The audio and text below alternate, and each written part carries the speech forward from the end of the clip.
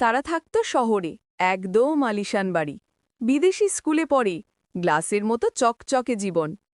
অন্যদিকে রাকিবের জীবন একেবারেই আলাদা। প্রতিদিন সকালে গরু চড়ানো, খেতে কাজ করা, আর অবসর সময় বাঁশি বাজানো। একবার তারা তার বাবার সঙ্গে গ্রামে বেড়াতে আসে। গ্রামের খোলা মাঠ, নদীর ধারে হাওয়া, সব দেখে অবাক হয়ে যায়। সেই গ্রামেই প্রথম দেখা রাকিব আর তারার। রাকিব তখন নদীর ধারে বাঁশি বাজাচ্ছিল। তারা মুগ্ধ হয়ে বলে, তুমি এত সুন্দর বাজাও, কোথায় শিখেছ? শিখার দরকার হয় না, মন চাইলে বাজে। সেই থেকেই তাদের কথাবার্তা শুরু। তারা শহরে ফেরার পরও রাকিবের কথা ভুলতে পারে না। শহরের শত ব্যস্ততার মাঝেও ওর মনে পড়ে যায় সে বাঁশির সুর। অন্যদিকে রাকিবও তারা নামটা মনে করে গান বাঁধে। তুমি আছো আকাশে তারা, আমি মাটির রাকিব শুধু। সময় গড়ায়, তারা ছুটিতে আবার গ্রামে আসে। এবার দুজন অনেকটা সময় কাটায়।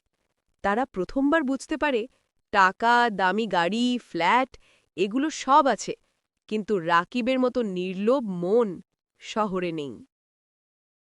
তাদের সম্পর্ক টের পেয়ে যায় তারার বাবা। তিনি রেগে গিয়ে বলেন, আমার মেয়ে গরিব ছেলের সঙ্গে মিশবে, অসম্ভব। তারা কান্নায় ভেঙে পড়ে। অন্যদিকে রাকিব ভাবে, তারা শহুরে মেয়ে, আমি গরিব কৃষকের ছেলে, আমি কি সত্যিই ওর যোগ্য? সামাজিক চাপ, পরিবারের বাধা আর নিজেদের দ্বন্দ্ব তাদের সম্পর্ককে টেনে নিয়ে যায় কষ্টের দিকে। একদিন গ্রামে বন্যা আসে। রাকিব নিধির জীবন বাজি রেখে গ্রামের অনেক মানুষকে বাঁচায়। তারা খবর পেয়ে দৌড়ে আসে, দেখে রাকিব আহত। তুমি নিজের কথা ভাবো না কেন? আমার নিজের কি আছে, আমি শুধু চাই তুমি বেঁচে থাকো হাসতে। তখনই তারার মনে হয় যেই ছেলে নিজের জীবন অন্যের জন্য দিতে পারে সেই আসল বড়লোক। তারার বাবা সবকিছু দেখার পর কিছুটা নরম হন। তিনি বুঝতে পারেন টাকা পয়সায় সব হয় না, মানুষের চরিত্রই আসল সম্পদ।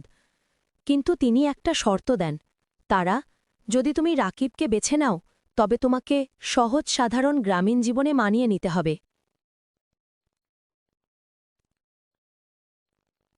তারা ভেবে নেয়, অনেক রাত কান্না করে, শেষে সবার সামনে দাঁড়িয়ে বলে, আমি জানি শহরের সুখ স্বাচ্ছন্দ্য ছেড়ে দেওয়া সহজ নয়, কিন্তু আমি চাই এমন একজনের সঙ্গে থাকতে যে আমাকে সত্যি ভালোবাসে।